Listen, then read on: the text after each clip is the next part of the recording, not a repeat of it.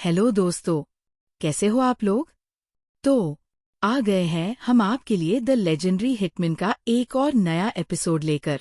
तो चलिए शुरू करते हैं इस एपिसोड को। स्टार्टिंग में दिखाया जाता है लू टेंशन ले रही होती है कि इसने हमें जुआ खेलने के लिए ही क्यों चैलेंज किया है, जबकि ये तो केवल लक का गेम है। तो सकामोटो बोलता है, ये केवल लक का गेम नहीं है। तभी वो आदमी बोलता है, हाँ, तुमने सही बोला, ये गेम केवल लक का नहीं है, ये पूरा दिमाग का खेल है, साइकोलॉजी का। तभी वो लोग भी जुआ खेलने चले जाते हैं। इसके बाद शिन एक कार्ड गेम खेलता है जिसमें उसे उसके रूल्स ही नहीं पता होते। लेकिन तभी लू वहां आती है और शिन को बोलती है कि वह उसकी मदद करेगी और रूल्स वगैरह बताएगी। लेकिन शिन उसे मना कर देता है और फिर दोनों आपस में झगड़ने लगते हैं। इसी बीच शिन के हाथ से उसके कार्ड गिर जाते हैं, जिन्हें एक आदमी देख लेता है और वो शॉक हो जाता है कि इसके पास इतने स्ट्रॉन्ग कार्ड्स कैसे हैं। लेकिन फिर वो सोचता है, चलो ये ठीक है कि इसे रूल्स का पता नहीं है, तो हम इसे बेवकूफ बना लेंगे। लेकिन शिन उसका माइंड रीड कर लेता है, जिसके बाद वह अपनी सारी चिप्स लगा देता है और जीत जाता है।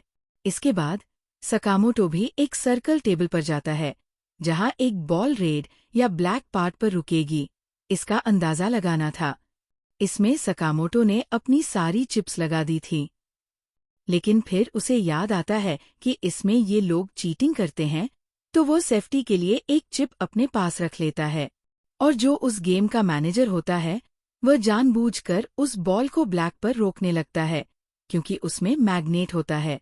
लेकिन तभी सकामोटो उसी चिप को फेंक कर मारता है, जिसके बाद वो बॉल रेड पर गिर जाती है। इसके बाद दोनों ही तरफ की पार्टी बहुत सारे गेम्स खेलती है। वहीं वह आदमी याद कर रहा होता है कि कैसे बचपन में बच्चे उसे बुली किया करते थे और लू ने आकर उसे बचाया था। अंत में दोनों की चिप्स बराबर होती हैं, जिसके बाद वे एक गेम खेलते हैं, जैसे हम बचपन में राजा सिपाही वाला गेम खेलते थे। इसमें लू सबसे पहले बाहर होती है और शिन तो उस आदमी का माइंड ही रीड नहीं कर पाता, क्योंकि उसके माइंड में बहुत सारी इन्फॉर्मेशन होती है, जिससे शिन बेहोश हो जाता है। इसके बाद आखिरी में सिर्फ सकामोटो और वह आदमी बचते हैं। सकामोटो के पास 2 कार्ड होते हैं, एक जोकर और एक एस, क्योंकि जिसके पास अंत में जोकर बचेगा वही हारेगा। तो वह एस को ही चुन लेता है, जिससे लास्ट कार्ड सकामोटो के पास जोकर ही बचता है। लेकिन सकामोटो उस कार्ड को कसकर पकड़ लेता है। वह आदमी पूरा जोर लगाकर उसे खींचता है, लेकिन इसी बीच सकामोटो कार्ड बदल देता है और वह पीछे जाकर गिरता है। जब वह देखता है कि उसके हाथ में जोकर है, तो वह कहता है, इसने जरूर ये कार्ड्स बदल दिए होंगे। तभी उसके ही साथी उस पर गन तान देते हैं, जिससे उसे पता चल जाता है कि लू के लिए वो जगह सेफ नहीं है। तभी वो झूठ बोलता है, ये गन्स बेकार है, अगर तुमने गोली चलाई तो तुम्हारे ही हाथ में ये बंदूक फूट जाएगी।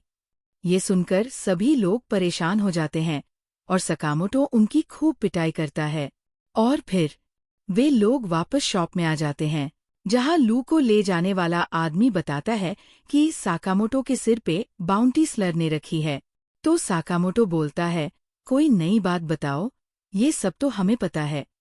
और उसकी बात को कोई सीरियसली भी नहीं ले रहा था। लेकिन तभी वो बताने लगता है कि पिछले कुछ दिनों में बहुत सारी मौतें हुई हैं, लेकिन उनमें से 4 ऐसी थीं जिनमें मरने वाले का कोई पता नहीं लगा सकता था। और उन्हीं दिनों में ईस्ट की सबसे खतरनाक जेल से 4 सबसे खतरनाक कैदी भी भागे हैं, और इसके पीछे स्लर ही है। और अब वो चारों यहीं जापान में हैं, तो वो लोग तुम्हें ही ढूंढ रहे होंगे। तभी दिखाया जाता है कि वो चारों साइकोपैथ किलर थे, जो लोगों को मारकर खुश होते हैं। उनमें से एक बहुत बड़ा आदमी होता है, तो दूसरा एकदम शाय और कायर जैसा बर्ताव करने वाला। एक कॉन्फिडेंट था, तो एक लड़की थी जो बहुत गुस्से वाली थी। तभी वही डियर के मास्क वाला आदमी आता है, जो उन चारों को ऑर्डर के मेंबर्स की फोटो देता है कि उन्हें इनको मारना है। लेकिन वो उन फोटो को देखकर गुस्सा हो जाते हैं क्योंकि उसमें साकामोटो की मोटे वाली फोटो थी। वो बड़ा आदमी तो वहां पड़ी टेबल को ही एक बॉल बना देता है, क्रश करके। और तभी दिखाया जाता है कि वो आदमी साकामोटो को उन लोगों के बारे में वार्न कर रहा होता है। वहीं साकामोटो और बाकियों को कोई चिंता ही नहीं होती। वो तो उनको ढूंढकर उन्हें मारने की बात कर रहे होते हैं। और तभी वो आदमी बोलता है, वो लोग नॉर्मल किलर नहीं हैं।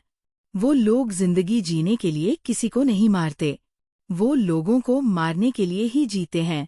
और इसी के साथ हमारा ये एपिसोड खत्म होता है। तो दोस्तों, कैसी लगी आपको ये एपिसोड? कमेंट करके ज़रूर बताना। और अगर मज़ा आया हो तो वीडियो को लाइक करना, दोस्तों के साथ शेयर करना और चैनल को सब्सक्राइब करना न भूलें। मिलते हैं अगले एपिसोड में एक नए ट्विस्ट के साथ।